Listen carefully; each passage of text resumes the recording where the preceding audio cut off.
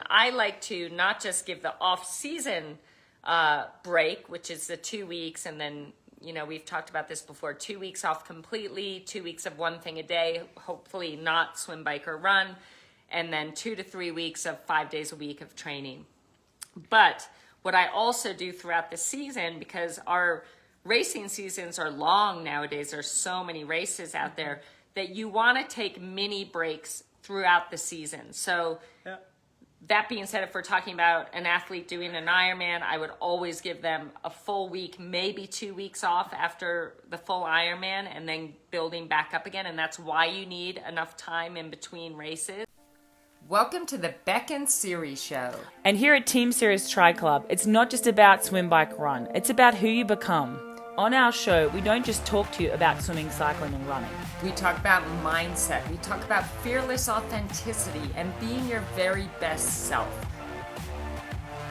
Hi there, Cam here from Team Sirius. This week on the show, Bek and Siri talk about planning your race season, including breaks and tapers. They also cover their favourite recovery methods. If you want to join these chats live, you can do so by joining the Tri Club at teamsiriustriclub.com. We didn't really tell anybody that it was on, but everybody assumes that they know. I assume they know that we're on at 5 o'clock. Yeah. Although I do know if we were going live from Siri's handle that there'd be way more people coming on right now. But Hi, everybody. But we're both here. I'm going to bring it a little closer. Look at that. There we go. I hope you all had an amazing weekend. We had a great weekend. We did Unleash the Power Within. I know some of you guys did it as well. I hope you loved it. I know Maria and, Adam did it. Maria and Adam. And then Adam did a 4-hour bike ride on Saturday Skylar too. did it. Oh, cool. Who else did it? I don't know. Yeah, I know some of you did it. So hopefully you had an amazing time. Can I go first? Yeah, you go first. Oh, also, Amanda, hi. I want to brag because my amazing athlete Karen Goebel, who is turning 65, she's going to hate me for saying that, but I'm just so proud because she doesn't. She looks about 30. She turned 65 next year, and she decided after 10 years out of the sport that she's going to do a triathlon. And so I threw it out there and made her do a sprint race. She was kind of so nervous about it. She did a sprint race, 7:50, 20 and 5 in like under an hour 50 on the weekend. I'm just so amazing. Proud. And she pulled up, not even sore. She said she felt really good. So I'm so proud that's of so her. great. Congratulations. And Susie was her inspiration. Oh, so that's Susie amazing. O'Shaughnessy, you were her inspiration for doing that. So thank amazing. you. Congratulations. That's so awesome. Yay, Karen. And I see Annette's on. Annette, you're doing incredible as well. So Annette did her 5K. Yes. Woo! So Annette did her 5K and crushed it. And we are so proud of you, Annette. So amazing job. Couldn't Can be I say happier. one more thing? Yeah. Magda won the extreme triathlon. I think it was in South Africa, I'm pretty sure. So Maddie will have to let us know. But Magda did. She won a race after doing a 70.3 the weekend before, or maybe the weekend before that, getting like fourth in the pros. So amazing. Boom. That's so great. Congratulations. And congratulations, Coach Maddie. That's awesome. I would like to brag about my athlete, Ellie Salthouse. Sorry, this is a little late. It was a couple of weeks ago. But she, after not racing for over a year, and probably she's at about like 65% fitness. Hi, Karen. Went out and did the Harvey Bay 100 and came in third and had an amazing race. I'm so proud of Ellie Salthouse. And that was a long race. That was a long race. We hadn't really run over 90 minutes, and she just did such an incredible job. So I'm so proud of Salty. As we all know, she is the ultimate competitor and so dedicated, so committed, so hardworking, so passionate. I love that girl, and she made me so proud. So congratulations, Salty. And if you guys did anything epic on the weekend, please post it. Anything you did, like you guys all did something epic, I'm sure. My other athlete, Vanessa Cook, rode 100 kilometers. Awesome. In Vegas on the weekend as well. So we just had some amazing achievements over the weekend. So let us know, you guys. I know some of our Etheridge girls did their 5Ks. I know some of our athletes are doing some crazy stuff right now. You got any more crazy stuff you can talk about? Anything No, but epic? I would love everyone to choose one epic thing in the next to month. do in the next Everyone. month. Make it fun, make it exciting, make it like something what? that fires what would you be up. Something? Well, like you, I'm going to drop you at the bottom of Left-Hand Canyon and have you run to Ward. Okay. So she's going to run straight uphill for 13 miles. It's going to take a long time because it's hard. It's like straight uphill. Okay. And I'll pick you up at the top. I know you said Jamestown, which is only 8 miles, but I think you should do the 13. Oh God! Yeah. I'd never promised that. Yeah, I promised it. That's now like a for 2-hour you. run. Yeah, good. You can More. do it. Yeah, awesome. Oh, great. So Thanks. that's Well, what Bek's going to do. And I think I'd rather run the 27K trail race with Nicole in 2 weeks. what are you going to give me to do? Well, you're doing your 5K because these girls have a 5K medal for you. I'm going to do it on Thursday. Yeah. There you Thursday. go, girls. You heard it from the horse's mouth. She's doing her 5K on Thursday. Yeah, I'm going to do it. I can't I might wait, even you guys. do it too. No, maybe you can ride your bike beside me. Oh, and- you can and do it motivate me. outside. Yeah. Okay.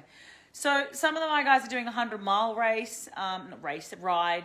And I'm really happy to hear that some of these guys that were going to do Daytona have decided not to travel. I just think it's ridiculously crazy to even risk that right now. So Yeah. Well, I think, and I'm wondering how many of you. she's sending you your medal. Oh, well, I haven't done it yet. I Wait. don't deserve my medal yet. No, but she's sending it so I can present it to you. Oh, you're It's so amazing. Cool. So look, Marge has lost 7 pounds, still not able to run, but so grateful. That's amazing. That's amazing. Oh my God, I'm so proud Let of us you. know your little tips because I know it's probably not rocket science, but write in there what you did, what you changed. Was there anything specific? Did you like take out dairy or gluten, or did you just start eating a little bit less carbs or just healthier, more protein? I know Karen Goebel's lost over 10 pounds now with working with Mickey Wilden and just by reducing a little bit of the carbs. Because remember, your body fat is fuel and you want to train your body to use your body fat as fuel. So that's a big tip. That's great. That one. Congratulations. That is awesome.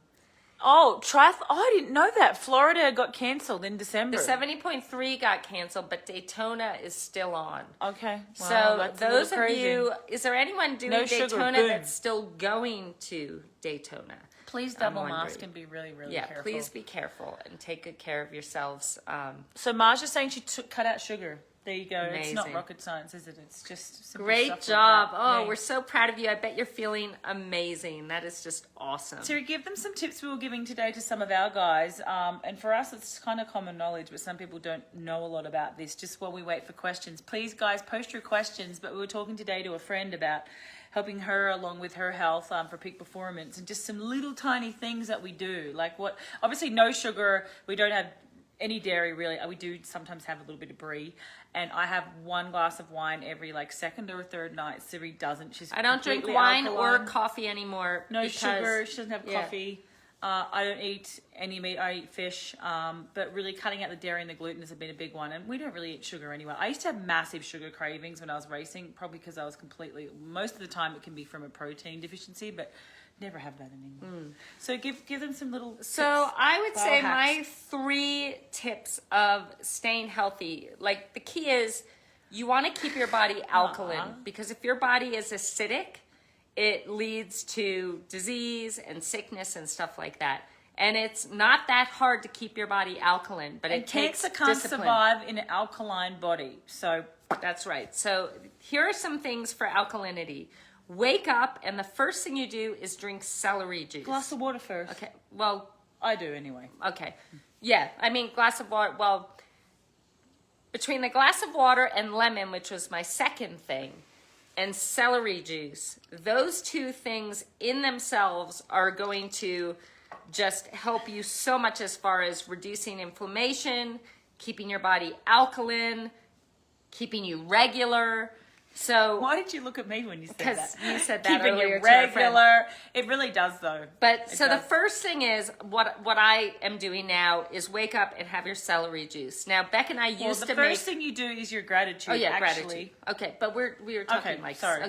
First thing I do is I open my eyes, and I think I just opened 2 of the most amazing gifts in the world. My eyes, which can see all the beauty around me, and think about 3 things that you are grateful for, and really feel the gratitude and sit in it for a moment. Have your celery juice. Beck and I used to make our own, but we neither of us like cleaning the juicer because it's very complicated. We found an organic, like, cold pressed celery juice. Yeah, you can find organic cold pressed celery juice at Whole Foods or your grocery store, whatever. Drinking water with squeezed lemon throughout the day is so crucially important. That will alkalinize your blood as well, which is so incredibly important. And then we were talking about magnesium at night. Oh, here we go.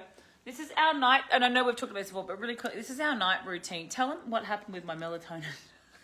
Oh my God. Well, so she said to me last night, I saw her taking some of our melatonin gummies that we chew, and you take 2 of them and it's 4 milligrams.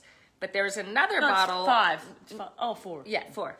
There's another bottle of melatonin that's 5 milligrams. She failed to tell me that one was 5. I thought one was 2.5. So she's, for the last week, has been taking 10 milligrams of melatonin every night. And I've been having a lot of trouble waking up. And I've been I'm tired. what's wrong with my wife? She's like, I never get I get sleepy in the morning. and finding it harder to get out of bed. And I thought maybe she's depressed. You know, I'm what's not wrong? depressed. No, I know, but then we Never get realized depressed. that it was because she was taking 10 milligrams of melatonin That's a every lot. night Apparently for a it's week. a lot. That's too much. I would do 4 to 5 milligrams of melatonin. But this magnesium, is a game changer. And you don't have to have this one. I recommend an organic one. I got this because there's nothing else less. But they do an organic Calm. That's the one MC recommended for me. I do love the Calm better, to be honest. But this also works brilliant. This will get you to sleep quick. and it's good for heart health. It's good for relieving melatonin, stress. This magnesium, it's good to keep you regular too, but don't have too much, just 5 mil. And then 5 grams. And then Siri was waking up like 10 times a night. And I heard on Ben Greenfield that this herbal supplement here, this little herbal liquid, Sleepy Night, it actually keeps you asleep. If you tend to wake up a lot, it will keep you asleep more. So we do our CBD, our magnesium, this, and the melatonin. I know it sounds like But a lot. it's all healthy. It's It's all all natural. natural. So that's the way to go, you guys. I hope Honestly, that well, helps. sleep is the most important recovery tool. So I think it's worth it. Yeah. It's totally worth But it. gratitude, your celery juice, your lemon in your water, those 3 little shifts can change your life. So Beautiful. Boom. Yeah. Okay, so Becky's asking, Becky, how are you, Becky Hi, Allen? Becky. Becky's one of our coaches, you guys. Hey, real quick, and I know we don't usually talk about business or try to sell anything on here, but we do have an amazing deal with the gold option right now. Normally the gold option, you guys, is like $199. I'll be real quick. It's normally $199, and you have to buy the program, which is also $199. But for all our coaches right now during COVID, with people being let off work and people just not having the financial situation to be able to afford one-on-one coaching or the normal gold coaching, we're doing it down to $149 a month, and you get the plan for free. So you're getting a $525 premium plan for free, which is normally $199. So you're saving over $1,000, and it's just $149, and you can do a 16-week training program with a coach. So you get the program, which is a premium plan, and you get the email every week with one of our coaches, whoever you choose, and you get the coach's comments in training pics. So basically you're getting one-on-one coaching for $149 a month. That's only going till probably another month or so. So if you want to take advantage of that, you guys, it's just a really good option right now. But I had to throw that in. Awesome. Becky Can I reminded say me. one thing while we're talking about that? Yeah. I have a new athlete, and I know he'll be watching this tomorrow. Mark Peavy. He is incredible. I'm so excited. He's in Germany. Where's he from? Oh, Germany. Ooh. Mark, it's just been an amazing first 2.5 weeks. Welcome to the team. I can't wait for you to meet the rest of your tribe here, but I am so proud and blessed to be your coach and excited for all that lies ahead. So we're going to do this, boy. I love it. And we love Germany because I love that race. Challenge Roth is one of my best ever memories. So maybe you can hook up and go with Yvonne's group next year, our coach over there. Maybe we'll come watch. Yeah, You never know. wow, that would be amazing. So Becky's asking, Becky Allen, one of our head coaches, is asking, how about some season planning pointers? How much training, if there is even a season, how much training before a first big race? How much, let's pretend that it's going to go ahead just for game's sake. So how much training before a big race, first big race, and how much between big events? I'm looking. Okay, so I would say, depending on what the race is, but it's kind of not too different. So if you got a 70.3 coming up, we're just going to pretend you got one coming up, say in the 16 to 23 weeks. So if you got a 70.3 coming up, We really want to start doing the key blocks 16 weeks out for a 70.3. You really want, like Adam Hill has one, and our 16 weeks starts if it goes on Oceanside in a week's time. So we're starting to knuckle down like our plan, our 4-week blocks. We do a 3-week build, and Siri does it a little differently. I think we do a 3 to 4 week build, or a 3-week build, and then a 1-week taper to a key brick simulation every 4, 8, 12, and then 4 weeks out from the key race. So we do like a 16-week block, because that's how our training plans are set up too. And then for an Ironman, that's 6 months out. If you're 6 months out, you really want to start kind of hoping that it's going ahead, but planning for that it's going to go ahead. And you want to have, I think, a 23-week plan for an Ironman is really good. If you're conditioned, you may not need that long, but if it's kind of your first one, or you haven't been doing for more than a couple of years, I would say a 23-week plan, hence why we have 23-week plans. The 24-week block, you really want to start planning like your long rides, your long runs, and building up for those 6 months to get that conditioning and that aerobic conditioning and all those the special training you need for an Ironman and 7.3. That's my 2 cents anyway, Becky. And then in between races, and Siri will tell us what she thinks, but in between races, because I know, Beck, you have an athlete, and we're going to discuss that, that wanted to do 2 Ironmans in 1 year, and already I was like, whoa, that's a lot. And for her first year as well. But even having an Ironman within 8 weeks is pushing it for a very conditioned season, even a top pro. So I never raced an Ironman unless I absolutely had to qualify closer than 8 weeks apart. Your heart's a muscle, your heart muscle bruises, and it's actually quite dangerous to do anything, even within, I would say, probably 3 months if you're not a very highly trained pro. And even in saying that, it's still an Ironman. You could be out there for 16 hours. So that's my 2 cents. Yeah, no, I agree with that. Well, it is, I believe, 43 weeks to St. George 70.3 World Championships. Well, that's a year. I'm writing all my long-term plans, and I go down from 1 week to go, which is race week, and when is it, August? All the way to now September. Okay. So that being said, I have a lot of my athletes either in their off season right now, taking their 2-week break, or going to be starting that soon. Considering there's that much time, it really gives you the freedom to, depending on whether you're able to get to a pool or not, to do a really good swim block, to do a really good bike block, to do a really good run block, and then be left with 23 weeks left to your key race. So, but if we're talking about going through the whole season, I like to not just give the off-season break, which is the 2 weeks, and then, we've talked about this before, 2 weeks off completely, 2 weeks of one thing a day, hopefully not swim, bike, or run, and then 2 to 3 weeks of 5 days a week of training. But what I also do throughout the season, because our racing seasons are long nowadays, there's so many races out there, that you want to take mini breaks throughout the season. So that being said, if we're talking about an athlete doing an Ironman, I would always give them a full week, maybe 2 weeks off after the full Ironman, and then building back up again. And that's why you need enough time in between races. What about leading into the Ironman? Because I know you have the special mini break. Are you going to disclose that? Pre-Ironman build? I like doing, first of all, I think it's ideal to do a race like a half Ironman. I'd say 5 weeks out is perfect. Said 5? Oh, I'd say 4. Okay, 3 weeks. Max. If it's a key race, that is the closest I would do for a key race. You just slipped that in, Vanessa. Cool. And then, 2 weeks out of your key race, I do like a 3-day break. Little bits of everything, it doesn't but have a big to be recovery. 2 weeks, but that's ideal, right? What? Because I always used to get hurt 3 weeks out and get a little niggle, and you'd always give me my break 3 weeks out. Yeah. Oh, yeah. That was always me, though. I just happened to get a niggle 3 weeks out. No, so and 14 days is ideal. Things like that will happen where and you'll it's know. when God's saying, okay, Yes, or the universe is saying, take your break early. Yeah. Sorry. And the key is to recover you and refresh you well out of not a the week race, out. so that you're not, hustling to get your recovery the week of the race when it's too late. Okay. So you're saying 2 weeks out, you have a mini break.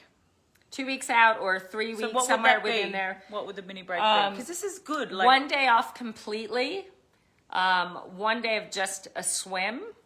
and 1 day of 30 minutes easy jog, 30 minutes easy spin, 30 minutes easy swim, which I would typically have if it's a key race and you're like in Kona, you'd go swim in the ocean, you know, find out what you're going to be sighting towards, and then you get back into it on the Thursday. But a 3-day mini break that comes about 2 weeks out, sometimes 3. Also, you do it Monday, Tuesday, Wednesday. Well, for Kona, I would do Sunday, Monday, Tuesday, and they'd be Kona's back on a training Saturday. Wednesday. Yeah. Okay. So I think it's super important to not, you know, wait until it's too late to recover. So it gives me, as a coach, it gives me a sense of how my athletes are doing 2 weeks out, and it gives us enough time if we need more recovery to get that recovery, rather than finding that it's too late. So what Siri's saying, like, if you have a Saturday race, she would normally do 2 weeks out. It'd be the Sunday, the Monday, the Tuesday. So Sunday off, Monday swim, Tuesday 30 minutes of everything. But if your race is on a Sunday, and this is being really specific, this is if you're like your MC or you're a pro athlete that really wants to hit, you know, the exact days and the exact targets, like, this is ideal. But obviously you guys working in family, like, you may not be able to commit to those certain days off, but ideally it'll be Sunday, Monday, Tuesday for a Saturday race 2 weeks out. That'd be your 3-day mini break. Or if you have a Sunday race, you'd have Saturday off, Sunday swim, Monday 30. So to be a day earlier, right? No, For a if it's race? a Sunday race, I would do Monday, Tuesday, Wednesday. Okay. I usually do Saturday, Sunday, Monday. Yeah, So we're and a it's little different for everyone. It's different for So everyone. people working, they may be better off doing, having the Yeah. Monday, because they're working, they may want to work out on the weekend. But Yeah. for pros, it's And it different. totally depends. It's unique for everyone. It's very individual. Like Bek would have hers usually I'd always would do need something. it 3 weeks I'd out. strain something 3 weeks Yeah. out. But no matter who you are, Mini break if is you the key. haven't had the mini break and you're 2 weeks out, you're going to get your mini break. And you should feel like you need it and you've earned it, guys. Like, if you're taking like 2 or 3 days off a week for whatever, then you may not need it. But most people, if they're on one of our plans, that's what you'll see. You'll see a little mini break in there. And what it does, you guys, is you get that little refresher and you don't lose anything. You gain the ability to truly step up to the next level. Yep. If you keep grinding into the race, yeah, you're going to go in and you're going to be in great form. But when you allow yourself those 3 days to kind of let the cream rise to the top, you then step into a level higher and race that much better. So it's a gift you give your body, and when you do that, your body is ready to give you more than it ever has on that key race day. I love it, and it always works. And sometimes I have to remind myself to do that for my athletes, because I think even mentally it's really good to have that little mini break. Mickey Willardon's on, and she's saying, I love the mini break. Yay! We love you, Mickey. We love you, Mickey. What else was I going to say? Oh, we were talking more about strategy with race plans. Say that all the races are going to go ahead.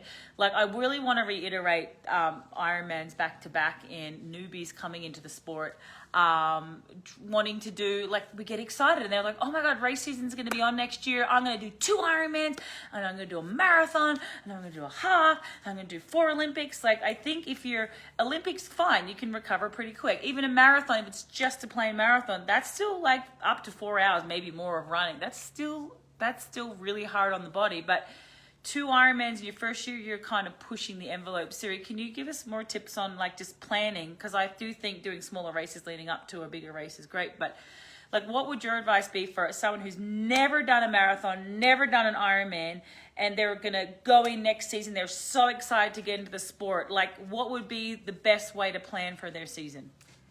I would not do a marathon before the Ironman. I mean, that's what I did with Rinny. Rinny did her first Kona and came in second place after never having run a marathon in her life. Yeah, you don't have to do a marathon. You don't have It's to so do a important. You marathon. don't need to do a marathon in a race to be conditioned to do one in an Ironman. Like, you guys are aerobically conditioned. Sorry, I'm butting in.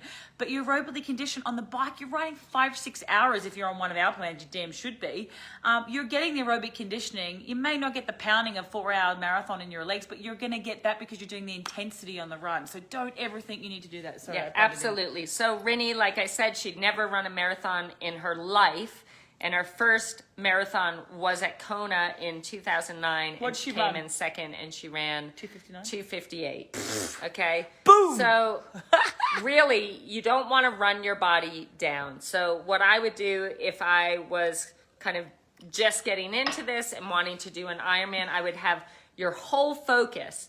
I would do a half Ironman, maybe a month or two out, just to see where you're at and get the feel of, you know, that long day, and learning your fueling and your hydration, nutrition, everything. And then just put all your focus on that Ironman. Give yourself plenty of recovery after that Ironman. As a newbie, I would do one Ironman only in your first season. You can do plenty of, you know, sprint races, Olympic distance races, but I mean, aside from Yvonne Van Vlerken, who's a machine, she is the only athlete that I would allow to race like sometimes 5 weekends in a row, because she is very unique and her body is built in such a way where she just is so solid so fast that she recovered quicker and she didn't have niggly injuries. And she was incredible and she did amazing, but I would never, ever have any of my other athletes race such a heavy schedule. So for me, I'd say maybe 8 to 10 races a year is a ton. One Ironman, preferably. And, you know. So when Rennie was winning Kona those years, did she do an earlier Ironman? Maybe she had to qualify, or did she generally do? If she did do one, it was really early in the season. Our preference was to already be qualified. So the years she won it, she didn't have to do another one. There you but go. On the years that we had to, you know, qualify through another Ironman, I would make sure that they were as far apart as possible. So typically we would choose like maybe, you know, a race, whether it be Florida or Arizona, or a race to get qualified the same year. And she would just be using her. So basically, she just had to finish, right? to basically qualify. what we would do, we'd do Kona. She'd have her 2 full weeks off. We'd train for like a week, and then she'd go do Florida or however it was. That's right. She qualified like, say, the end of 219 to get to 220 That's right. October. Yeah. But there were times when we had to qualify, you know, That in system is still April crazy. or March or April. I've had athletes that, like you, we qualified in September. Mont Tremblant in August. September. And, Yeah, you know, it kind of ruins you, though. It really does, especially for a peak race like Kona. It can ruin you. it doesn't ruin you, but it doesn't can. allow you the opportunity to truly prepare. Like every year with Rennie, we prepared precisely. The only thing we thought about was Ironman World Championships. So every decision we made was to ensure that on that day she was going to be not only physically at the peak of her game, but mentally and emotionally, that she was going to be ready to dig deeper than ever before. So ideally that's great, but a lot of us don't have the opportunity to prepare so precisely, especially the way the qualification system was. But and I would honestly take, like, I remember even trying to ride 2 weeks later, trying to do a climb at altitude, and my legs were just gone. And it would take me at least, I would say, after a really tough race like Kona, like 2 months for my heart, my legs, my nervous system, everything, my muscles, everything to feel recovered. Even not even just necessarily mentally, I wanted to get back sooner, but my body needed 2 months. Like I really, and as I said again, like it's so important to know that all our muscles get bruised. Our heart is the muscle, and it gets bruised. And I can't say that enough, because I think that makes people stand up and go, oh, that's kind of a realization. Like, wow, that's actually quite dangerous. And you just treat your body not like a rental car. not like a rental car. Treat your body like the luxury vehicle that it is. Don't. Like, your body does so much for you. Think about what it does for you. You should be every single day thanking your body for the amazing things that it does for you. Thank your body. It does the most amazing, magnificent things for you. Treat it well. Give it what it needs. It doesn't ask for much. No. It asks for you to fuel it well with the right foods. It asks you to hydrate it, and it asks you to let it recover when it needs recovery. So if you push yourself after an Ironman and keep training and race again, you're literally, I can see in my head you kicking, kicking your rental car and throwing shit on it and not taking care of it, eventually it's gonna tell you to, and finger. that's not good. Treat your body with the love and respect it deserves, you guys. Okay, trust me. You've got to take care of your body because our health is everything. Treat your body like the luxury vehicle that it is. Okay, before we go, Mickey, give us a quick tip. Now we're so excited to have Mickey on tonight. Mickey, give us a quick tip. Best recovery food. Best recovery food you can think of. Like, everybody write your favorite recovery tool. Mickey, we want to hear the best recovery food for our athletes. I know there's many, but I'm thinking after, like, say, a 5-hour, 6-hour day. My best recovery, it's so easy. I literally, Epsom salt, a hot Epsom salt bath is like, for me, my favorite. Siri, what's yours? Oh, absolutely. Epsom salt baths were my,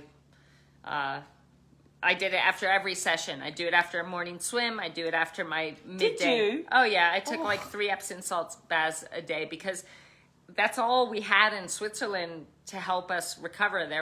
Brett wouldn't let us get massages. Brett was against massage, which is just so weird.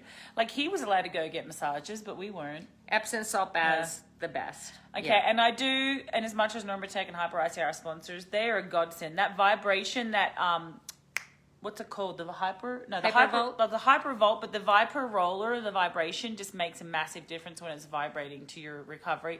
And then the Normatec boots, the lymph drainage that is so important. Mickey's saying protein, agree. Like eggs, like give us some examples, Mickey. Fish. Or Mickey, how about this? Protein powder. I would come back from my hard sessions and I would chicken. Either chicken, like chicken. a roast chicken, or I'd put tuna and corn and mix it together, and for some reason that's what I craved. That's what you crave. You used to eat a whole chicken too, remember? Yeah, I did. And the cartilage and everything, nose to tail. Okay, a really good meal, here we go, with good animal protein or tofu organic, good carbs, sweet potato, and abundance of veggies, and chew well. Boom, there you go. Yeah. There you go, you guys. And then chocolate milk, Megan. I used to love chocolate milk too. I try not to have too much. I would have maybe almond milk, but the chocolate milk, like Rennie swears by it. So chocolate milk, Normatax. Yep, you guys, we were all on it. Awesome. Thank you, Mickey. That's roast awesome. chicken. Yeah, she said yum. Siri used to give Loretta, like, she used to deliver, what was it called? The cartilage. The chicken I used to laugh cartilage at that, but is it's actually true. really healthy for you. Yeah. It can help you build your own cartilage, believe it or I not. used to believe that. Is that true, Mickey? Is that really true that if you eat cartilage, and I know it's big, what's the soup, the broth that they all eat now for bone broth? Bone broth. Like, tell me, I believe it must be true because everybody's doing it. But I used to laugh at Siri because she'd do that because Loretta was always injured. And actually, there's apparently some science behind it. So, well, Loretta used to always thank me. She'd say, "Oh, thank you so much," because I told her that if she ate the cartilage, it would help her. And she'd always thank me. And now that we're like the bestest friends in the world, she said to me one day, she said, "Yeah, you'd bring me the freaking cartilage." And I'd think to myself, "Where's the chicken?" And I felt so bad, but I didn't think she wanted the chicken. I thought she just wanted the cartilage anyways. There you go. That's funny.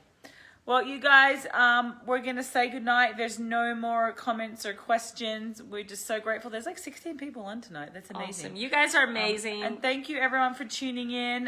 Let us know if you have any thoughts, any questions. You can always post on our wall videos. If you want some feedback, please don't be scared to do that. We're your family, so we're here. Becky can't wait to make bone broth. And you guys, bones to make it, Thursday is Thanksgiving. It's my favorite holiday of the year. Marrow. Be thankful. Be thankful for who you are and all that you do and the beautiful light you shine on this world. Be thankful for your loved ones. Be thankful for your health. Be thankful for every opportunity that we have living in this great world. Be thankful. And Thanksgiving, I tell you what, it saved me last year because I was diagnosed the day before Thanksgiving. You were too. And being my favorite holiday, you know, I thought it was going to make me really sad, but instead it really helped me because it's a day of gratitude for me that every day is a day of gratitude. But so it's a year in it just 2 days. reminded me of everything that I had to live for. And it's such a powerful day.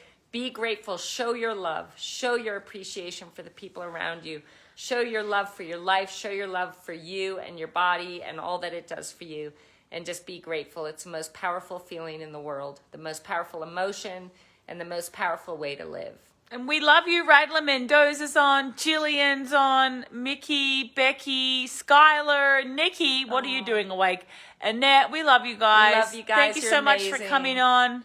Have an amazing week. Happy Thanksgiving. We Bye. love you.